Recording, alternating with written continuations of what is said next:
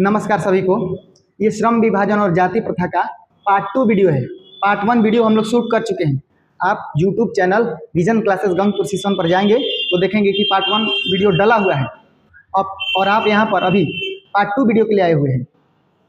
बाबा साहेब यहाँ पर श्रम विभाजन और जाति प्रथा लिखा है ना, श्रम विभाजन और जाति प्रथा। तो श्रम विभाजन और जाति प्रथा के संबंध में बाबा साहेब अपना क्या विचार प्रस्तुत करते हैं, आइए यहाँ पर पढ़ते हैं हम लोग। देखिए यहाँ पर लिखा है ना, श्रम। श्रम मीन्स क्या होता है? काम। श्रम मीन्स क्या होता है? काम। और विभाजन मतलब कि बांट देना। विभाजन मीन्स क्या होता है? बांट देना। विभाजन मीन्स क्या होता है? बांट देना। और इस काम को बांटा किसने भाई? तो जाति ने। इस काम को किसने बांटा? जाति ने।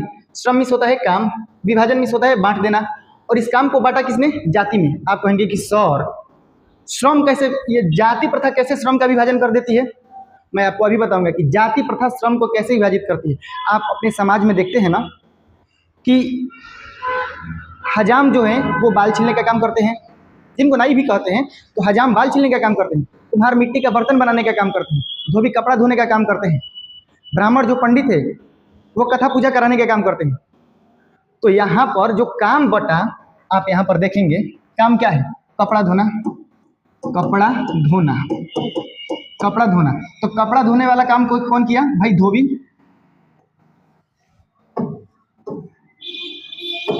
कपड़ा धोने वाला काम कौन किया? धोबी। बर्तन बनाने का काम कौन किया? बर्तन बनाने का काम। मिट्टी का बर्तन किसने बनाया? मिट्टी का बर्तन किसने बनाया? तो कुम्हार। कुम्हार। आप देखेंगे तो कथा किसने कराया? कथा पंडित जी कराए। पंडित जी कराए। आप देखेंगे तो लिखा है ना कि श्रम विभाजन, अर्थात कि श्रम अर्थात मतलब क्या हुआ? काम। तो काम को बांट दिया। किसने बांट दिया भाई? तो जाति ने। जाति ने काम को कैसे बांटा? आप देखिए यहाँ पर कि कपड़ा धोने वाला काम कौन कर रहा है? धोबी। मिट्टी के बर्तन बनाने वाला काम कौन कर रहा है? कुम्हार। और कथा कराने वाला काम कौन कर रहा है? पंडित जी। दूध बेचने का काम कौन करता है? यादव। तो यहाँ पर इस काम को बांटा किसने? जाति ने बांटा। किसने बांटा भाई? जाति ने बांटा। जब जाति ने बांटा तो इसको बाबा साहब ने कहा कि श्रम विभाजन अर्थात कि काम का बंटवारा किसने किया? जाति प्रथा ने। आइए बाबा साहब यहाँ पर क्या लिखते हैं एक बार पढ़ के समझते हैं। लिखा हुआ है, यह विडंबना की बात है, यह आश्चर्य की बात है। विडंबना मीन्स क्या हुआ? आश्चर्य। आश्चर्य। यह आश्चर्य की बात है। क्या आश्चर्य की बात है? कि इस युग में अर्थात इस वर्तमान युग में, आज के समय में, आज की 21वीं सदी में, बाबा साहब कहते हैं कि इस युग में जातिवाद के पोषकों की कमी नहीं है। पोषक मीन्स क्या होता है? पोषक मीन्स क्या होता है? जातिवाद के मानने वाले लोग। पोषक मीन्स क्या होता है? जातिवाद के मानने वाले लोग।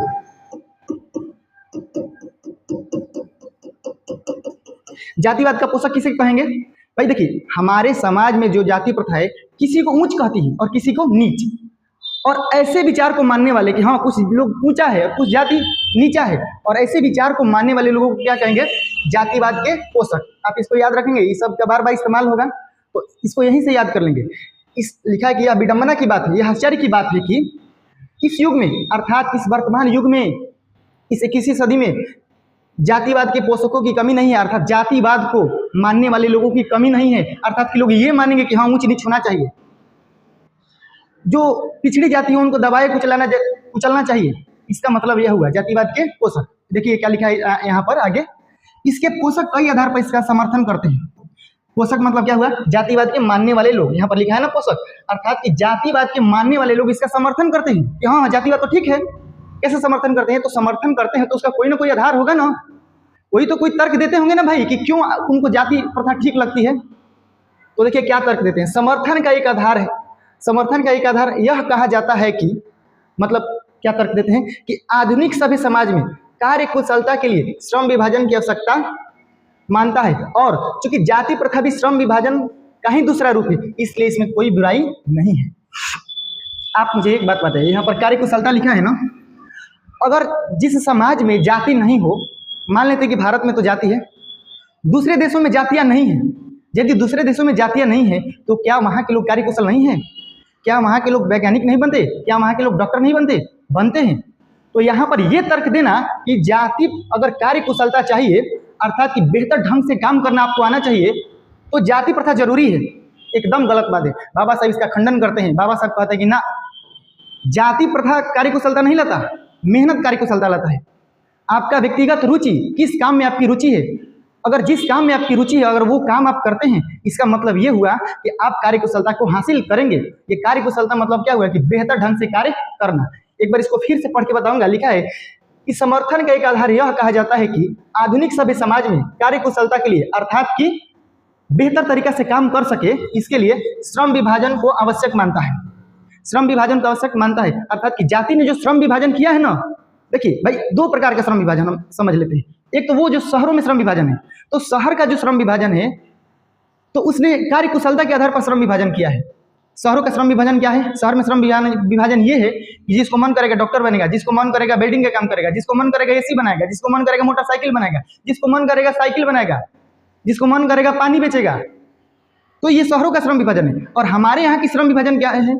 जाति पर आधारित। और बाबा साहिब अम्बेडकर इसका खंडन करते हैं, इसका आलोचना करते हैं कि ना, श्रम विभाजन हो, श्रम विभाजन तो ठीक है, पर जाति के आधार पर श्रम विभाजन ठीक नहीं है। अर्थात जाति ने जो काम बांटा है वो ठीक नहीं लग रहा है बाबा साहब को। फिर बाबा साहब कहते हैं कि क्यों क्यों क्यों? इसलिए कि यदि आप किसी जाति के हैं, यदि आप कुम्हार हैं, मान लीजिए कि आप कुम्हार हैं, तो आपकी जाति प्रथा व्यवस्था क्या कहती है कि आपको कुम्हार वाला काम छोड़ करके, अर्थात मिट्टी के बर्तन वाला काम छोड़ के आप दूसरा काम नहीं कर सकते। ये जाति प्रथा का कहना है। यदि आप धोबी हैं तो कपड़ा धोने वाला काम छोड़ करके आप दूसरा काम कर ही नहीं सकते। तो वही लिखा है यहाँ पर कि श्रम विभाजन आवश्यक मानता है। और चूंकि जाति प्रथा भी श्रम विभाजन का ही दूसरा रूप है, जाति प्रथा भी श्रम विभाजन करता है ना। जाति प्रथा कैसे? बाल काटो, कपड़ा धो लो, दूध बेच लो, कथा करा लो। जाति प्रथा ने श्रम विभाजन किया। लेकिन शहर का जो श्रम विभाजन है, मोटरसाइकिल बनाओ, साइकिल बनाओ, ट्रक चलाओ, जो तुम्हारा काम है वो करो, तो ये शहर का श्रम विभाजन ठीक है। और जाति ने जो श्रम विभाजन किया है ये ठीक नहीं है, ये मंजूर नहीं है। लिखा हुआ है, इसलिए इसमें कोई बुराई नहीं है। कहते हैं कि इसमें कोई बुराई ही नहीं है।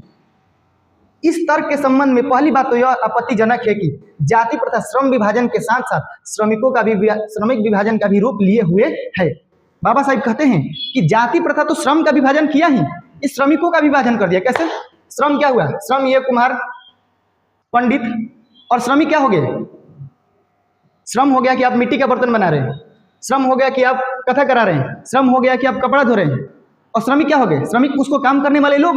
तो श्रम विभाजन के साथ साथ श्रमिक विभाजन का भी कार्य करती है। कौन? ये जाति प्रथा। फिर से बता दूं, फिर से इसको बता दे रहा हूं। देखिए, श्रम विभाजन अर्थात कि काम तो मतलब कि बाल छीलने वाला काम, कपड़ा धोने वाला काम, मिट्टी बनाने वाला काम, तो ये श्रम हो गया। और उसको श्रमिक किसको कहेंगे? जो इस काम को कर रहे हैं, अर्थात कुम्हार, पंडित जी, धोबी, यादव। ठीक है ना? तो आप देखेंगे यहाँ पर कि ये जाति प्रथा जो है श्रम विभाजन के साथ साथ श्रमिक विभाजन का भी रूप लिए हुए है। आगे देखिए क्या लिखा हुआ है। श्रम विभाजन निश्चय ही समाज की आवश्यकता है। बाबा कहते हैं कि श्रम विभाजन आवश्यक है। भाई एकदम सही बात है। अगर हमारे देश की अर्थव्यवस्था को सुधारना है तो श्रम विभाजन चाहिए। फिर कहेंगे कि सर तो फिर ये पढ़ा क्यों रहे हैं, अम्बेडकर जी की आलोचना कर रहे हैं। श्रम विभाजन जो शहर का जो श्रम विभाजन है वो आपको चुनने का अधिकार देता है। आपका डांसिंग में मन नहीं लग रहा है तो मन करेगा तो डॉक्टर बनेंगे, आपका इंजीनियरिंग में मन नहीं लग रहा है तो मन करेगा तो सिंगर बनेंगे, आपका जो मन है सो बनेंगे। तो जो शहर का श्रम विभाजन है, कोई मोटरसाइकिल बनाएगा, कोई गाड़ी बनाएगा, कोई वेल्डिंग करेगा, कोई प्लम्बर का काम करेगा, तो ये शहर का श्रम विभाजन है। और जाति का जो श्रम विभाजन है, जाति का श्रम विभाजन क्या है? भाई बाल छीलो, कपड़ा धो लो, मिट्टी के बर्तन बना लो, दूध बेच लो। जाति यही ना श्रम विभाजन किया। तो लिखा हुआ है कि सब निश्चय ही सभी समाज की आवश्यकता है। तो जाति, ये जो श्रम विभाजन सभी समाज की आवश्यकता है, इससे हमारे देश की अर्थव्यवस्था सुधरेगी। लेकिन जाति के आधार पर जो श्रम विभाजन किया गया है ये मंजूर नहीं है। आगे लिखा हुआ है, परंतु किसी भी समय समाज में श्रम विभाजन की आवश्यकता, परंतु किसी भी सभ्य समाज में श्रम विभाजन की व्यवस्था श्रमिकों के विभिन्न वर्गों में अस्वाभाविक विभाजन नहीं करता। मतलब ये नेचुरल विभाजन नहीं है, ये आपके ऊपर थोपा गया है कि आप मानिए। अगर कोई बच्चा कुम्हार माँ है या फिर माँ धोबी है और उसके पेट में उसका बच्चा पल रहा है, इसका मतलब कि तय हो गया कि वो भी धोबी ही बनेगा, वो भी कुम्हार ही बनेगा और उसको मिट्टी का बर्तन या फिर कपड़ा धोने वाला काम करना पड़ेगा। इसलिए अस्वाभाविक विभाजन नहीं करता। लिखा हुआ है, भारत की जाति प्रथा एक और विशेषता, भारत की जाति प्रथा का एक और विशेषता यह है कि श्रमिकों की अस्वाभाविक विभाजन ही नहीं करती, बल्कि विभाजित वर्गों को एक दूसरे की अपेक्षा ऊंच नीच, बहुत महत्वपूर्ण पॉइंट, ऊंच नीच करार देती है, जो विश्व के किसी भी समाज में ऐसा नहीं पाया जाता। अब देखिए लिखा हुआ है ना, आप नज़र खोलिए और थोड़ा सा नज़र दौड़ाइए और आप देखिए कि समाज में किस जाति को ऊंचा कहा जाता है और किन जातियों को नीचा कहा जाता है। तो आपको पता चलेगा कि जाति प्रथा जो है किसी को ऊंच किसी को नीच। आपको ये बात पता होगा, मैं कहना नहीं चाह रहा हूँ, लेकिन आप तो जानते हैं ना इस बात को कि समाज में किस वर्ग को, किस जाति को ऊंची जाति के नाम से संबोधित किया जाता है और किस जाति को नीची जाति के नाम से संबोधित किया जाता है। आप इस बात को जानते होंगे। अब देखिए यहाँ पर लिखा हुआ है, थोड़ा सा और आगे बढ़ेंगे। लिखा है कि जाति प्रथा को यदि हम श्रम विभाजन मान ले तो यह स्वाभाविक विभाजन नहीं करती, क्योंकि यह मनुष्य के रुचि पर आधारित नहीं है। भाई मेरे बताइए, जाति प्रथा मनुष्य के रुचि पर आधारित है? आप बताइए, आप माँ के गर्भ में पल रहे थे, आप जिस जाति में पैदा हुए, बताइए जाति प्रथा ने उसी काम को करवाया ना आपसे? तो क्या जाति प्रथा आपके रुचि पर आधारित थी? आप चाह रहे थे कि आप वही काम करें? कि आप चाह रहे थे कि मिट्टी का बर्तन बनाएंगे? कि आप चाह रहे थे कि कपड़ा धोएंगे? आप नहीं चाह रहे थे, फिर भी आपको जाति प्रथा ने एक काम में बांध दिया। इसीलिए लिखा हुआ है कि जाति प्रथा को श्रम विभाजन मान ही लिया जाए तो स्वाभाविक विभाजन नहीं है, ये नेचुरल विभाजन नहीं है, क्योंकि मनुष्य के रुचि पर आधारित नहीं है। मनुष्य नहीं चाहता है, वो नहीं चाहेगा कि मैं इस काम को करूं, फिर भी जाति प्रथा उसको जबरदस्ती करवाएगी। क्यों? क्योंकि जाति प्रथा का ये नियम ही है। इसी की तो आलोचना करते हैं बाबा साहेब।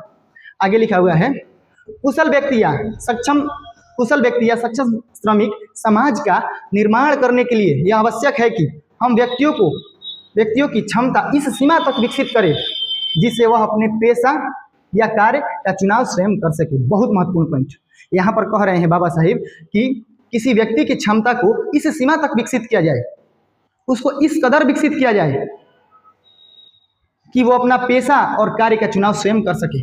मन करेगा तो प्लम्बर का काम करेगा, मन करेगा तो वो बिल्डिंग का काम करेगा, मन करेगा तो राजमिस्त्री का काम करेगा।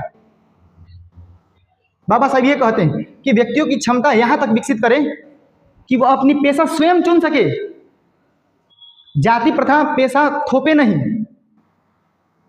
बाबा साहब ये कहते हैं। आगे लिखा हुआ है, इस सिद्धांत के विपरीत जाति प्रथा का दूसरी सिद्धांत यह है कि इससे मनुष्य का प्रशिक्षण अथवा उसकी निजी क्षमता का विचार किए बिना दूसरे ही दृष्टिकोण जैसे माता पिता के सामाजिक स्तर के अनुसार पहले ही अर्थात गर्भधारण, बहुत महत्वपूर्ण पॉइंट है, कि समय ही मनुष्य का पेशा निर्धारित कर दिया जाता है। आप बताइए, अगर पिता यादव है, अगर उसका बच्चा जो जन्म लेगा तो उसको यादव कहेंगे? तो जाति प्रथा ने यादव को तो दे दिया है कि तुम दूध बेचना, तो लड़का भी दूध बेचेगा। मान लेते हैं कि उस लड़के का काम दूध बेचने से नहीं चल रहा है, तो भाई वो लड़का डॉक्टर भी तो बन सकता है ना, लेकिन जाति प्रथा का कहना दूध ही बेचना है, ये जाति प्रथा का कहना है। इसी का तो आलोचना करते हैं बाबा साहिब। आगे देखिए क्या लिखा हुआ है, यहाँ पर लिखा है ना कि पहले ही निर्धारित कर दिया जाता है। आप देखिए, थोड़ा सा अपने दिमाग को खोलिए और दिमाग दौड़ाइए, आप देखिए आप ये बात स्वयं समझने लगेंगे। क्योंकि जाति से तो कोई मुक्त नहीं है ना, पूरा बिहार में ही जाति है, तो फिर जाति से मुक्त नहीं है तो आप बड़ी अच्छे से समझ लेंगे। आगे लिखा हुआ है,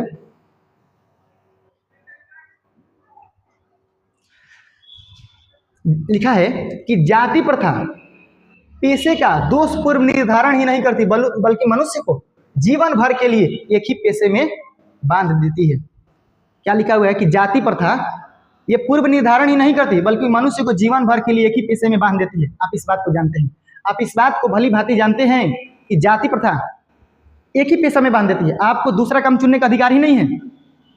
आप में कितना भी काबिलियत है, आप डॉक्टर बनने के लायक हैं, आप सैनिक में जाने के लायक हैं, आप इंजीनियर बनने के लायक हैं, आप प्रधानमंत्री बनने के लायक हैं, लेकिन जाति प्रथा कहेगी कि ना ना ना, तुम कुम्हार हो, मिट्टी का बर्तन बनाओ, तुम धोबी हो, कपड़ा धो लो, तुम ब्राह्मण हो, मंत्र पढ़ाओ, वेद पढ़ाओ, कथा कराओ।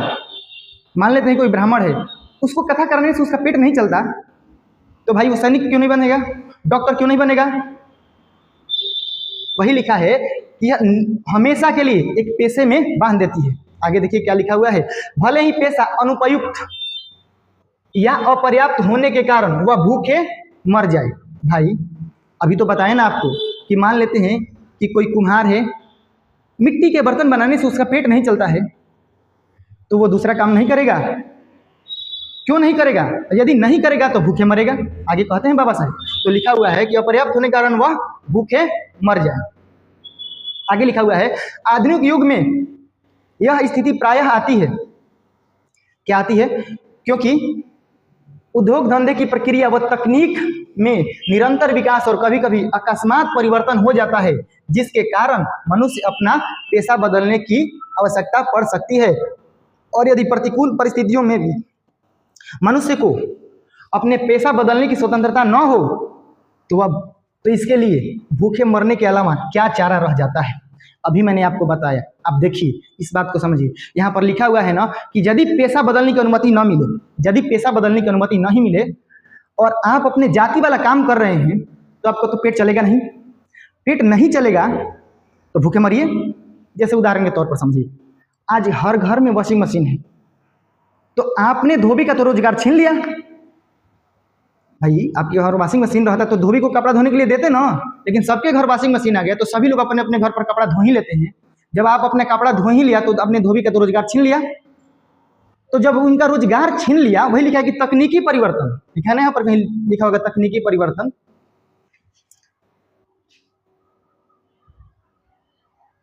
अकस्मात लिखा है ना, अकस्मात परिवर्तन, यहाँ लिखा है तकनीकी परिवर्तन। जब तकनीकी परिवर्तन आएगा तो क्या होगा कि धोबी का काम समाप्त हो जाएगा।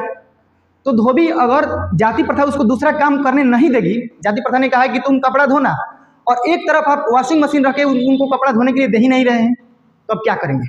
आपने कपड़ा धोने के लिए दिया नहीं, घर घर वॉशिंग मशीन हो गया, तो वो क्या करेंगे? भूखे मरेंगे। आज आपको देखते होंगे कि कुम्हार का काम कैसे चलता है, घड़ा बना करके, दिया बना करके। और दीपावली के समय आप देखे होंगे कि लोग चाइनीज दिए का इस्तेमाल करते हैं। तो कुम्हार का तो आपने रोजगार छीन लिया। जब रोजगार छीन लिया तो जाति प्रथा दूसरा काम भी करने नहीं देगी। जब वो रोजगार छीन भी लिया और जाति प्रथा दूसरा काम करने भी नहीं देगी तो क्या करेगा? भूखे मरेगा। यह न उपाय रह जाएगा। आगे लिखा हुआ है, हिंदू धर्म की जाति प्रथा किसी भी व्यक्ति को ऐसा पेशा चुनने की अनुमति नहीं देती है जो उसके पैतृक पेशा न हो। यदि आपके पिताजी वो काम किए हैं, यदि आपके पिताजी वो काम किए हैं तभी आप काम करेंगे, और नहीं तो आपको काम करने की अनुमति नहीं होगी। लिखा हुआ है, भले ही उसमें पारंगत क्यों नहीं हो, भले ही आप दूसरे काम में पारंगत हो, भले ही आप में दूसरे काम में पारंगत हो, लेकिन आपको वो काम करने नहीं दिया जाएगा। आप अपने जाति का ही काम करेंगे। लिखा हुआ है, इस प्रकार पेशा परिवर्तन की अनुमति, इस प्रकार पेशा परिवर्तन की अनुमति, लिखा है ना कि इस प्रकार पेशा परिवर्तन की अनुमति न दे करके जाति प्रथा भारत में बेरोजगारी का प्रमुख और प्रत्यक्ष कारण बना हुआ है।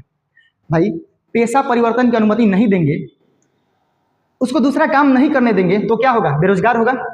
बेरोजगार होगा ना, उसके पास तो कोई रोजगार नहीं रह जाएगा। एक तरफ तो चाइनीज लाइट आकर के, वॉशिंग मशीन आकर के धोबी और कुम्हार का रोजगार छीन लिया, तो क्या करेंगे? वो भूखे मरेंगे, बेरोजगार हो गए। वही लिखा हुआ है कि जाति बेरोजगारी का प्रत्यक्ष और प्रमुख कारण बना हुआ है। यहाँ से प्रश्न बना है ना, याद रखेंगे इसको। इस प्रकार हम देखते हैं कि श्रम विभाजन की दृष्टि से भी जाति प्रथा गंभीर दोष से युक्त है। श्रम विभाजन की दृष्टि से निश्चित तौर पर जाति प्रथा दोष से युक्त है। ठीक है, लिखा है कि जाति प्रथा का श्रम विभाजन मनुष्य की स्वेच्छा पर निर्भर नहीं करता, आपकी इच्छा पर निर्भर नहीं करता। जाति प्रथा पूर्व निर्धारित हो जाता है, आपके जन्म के पूर्व निर्धारित हो जाता है कि आप किस जाति में पैदा होने वाले हैं और आप क्या काम करने वाले हैं। वही इस लाइन का मतलब हुआ। लिखा हुआ है, मनुष्य की व्यक्तिगत भावना तथा व्यक्तिगत रुचि का इसमें कोई स्थान और महत्व नहीं रहता। आपके व्यक्तिगत भावना, व्यक्तिगत रुचि का कोई महत्व नहीं है। आप वही काम करिए जो आपके पिताजी किए हैं, जो आपके जाति का काम है, आप वही काम करेंगे। आप दूसरा काम कर ही नहीं सकते, जाति प्रथा आपको करने ही नहीं देगी। आगे लिखा हुआ है, इस आधार पर हमें यह स्वीकार करना पड़ेगा कि आज के उद्योगों में गरीबी और उत्पीड़न इतनी बड़ी समस्या नहीं है जितनी कि बहुत से लोग निर्धारित कार्य को अरुचि के साथ केवल व्यवस्था बस करते हैं। बाबा साहब कह रहे हैं कि गरीबी और उत्पीड़न उतनी बड़ी समस्या नहीं है। ये भी समस्या है पर उतनी बड़ी समस्या नहीं है जितना कि जाति प्रथा द्वारा विभाजित काम को लोग अरुचि के साथ कर रहे हैं। आप बताइए, आपका मन है डॉक्टर बनने का और आपको कहूंगा कि चलिए डांसर बनिए, आप बनेंगे? आपकी रुचि उसमें होगी?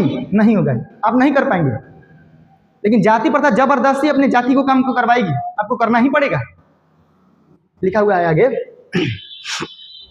ऐसी स्थिति में स्वभावतः मनुष्य को दुर्भावना से ग्रस्त होकर टालू काम करने, टालू का मतलब क्या हुआ कि जिस काम में आपका मन नहीं लगता हो, जिस काम में आपकी रुचि नहीं हो, करने तथा कम काम करने के लिए प्रेरित करती है। कम काम करने, लिखा ना कम काम करने के लिए। भाई देखिए, आपका काम मन लग रहा है प्लम्बर के काम में, और मैं कहूँगा कि चलो राजमिस्त्री का काम करना, तो आप ईंटा जोड़ पाएंगे? आप प्लास्टर कर पाएंगे? नहीं कर पाएंगे। आप रुचि के साथ नहीं करेंगे, अर्थात अरुचि के साथ करेंगे, और आप कम काम करेंगे, अच्छा से काम नहीं कर पाएंगे, आपको कार्यकुशलता नहीं आएगी आपके अंदर में। क्यों? क्योंकि आपकी उसमें रुचि है ही नहीं। लिखा हुआ है, ऐसी स्थिति में जहां काम करने वालों का ना दिल लगता है ना ही दिमाग। भाई आपके जाति का काम करवाया जाएगा, मान लेते हैं कि आपका जाति है कुम्हार, चाहे कोई भी जाति हो, मिट्टी के बर्तन बनाने से आपका रोज पेट नहीं भरेगा, तो आप क्या करेंगे? दूसरा ढूंढेंगे काम, लेकिन जाति प्रथा ढूंढने नहीं देगी ना, वही काम करना है, वही काम, तो आप कैसे काम करेंगे? आपका दिल दिमाग लगेगा? नहीं लगेगा। वही बात लिखा है यहाँ पर कि स्थिति में, ऐसी स्थिति में जहाँ काम करने वालों का न तो दिल लगता है और न ही दिमाग लगता है, कोई कार्य कुशलता कैसे प्राप्त की जा सकती है?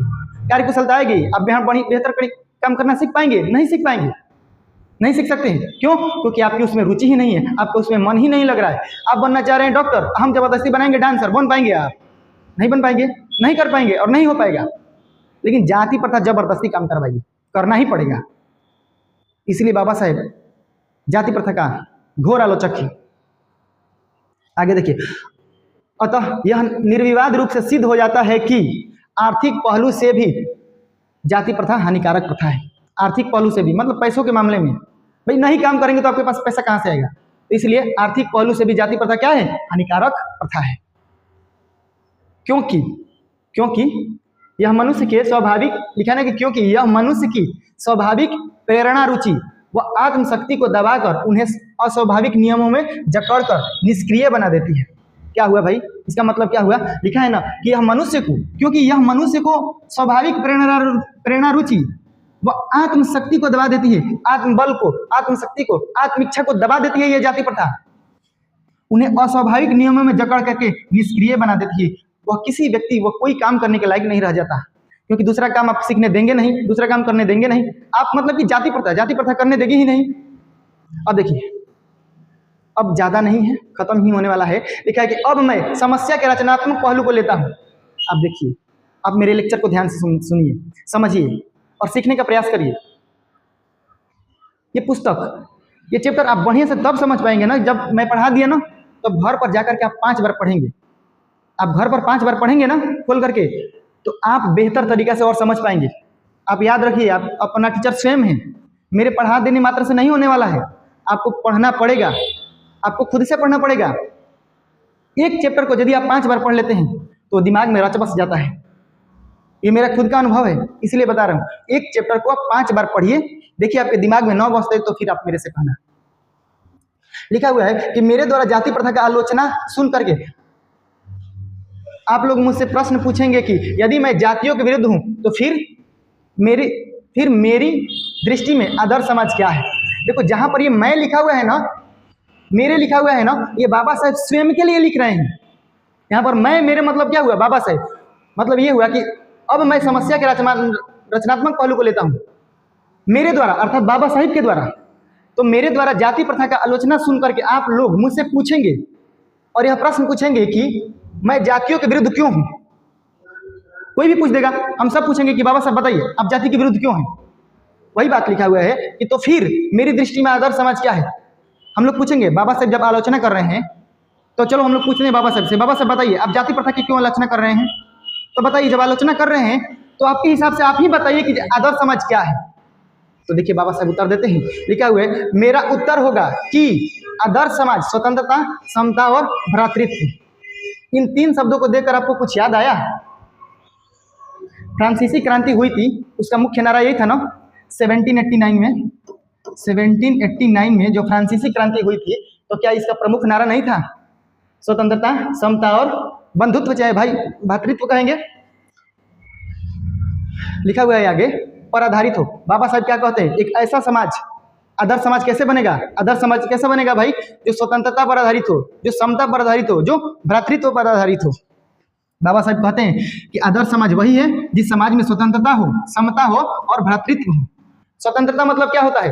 काम करने की छूट मिले, जिसको जो माने सो करे। और समता मीन्स क्या हुआ कि सभी के सभी बराबर।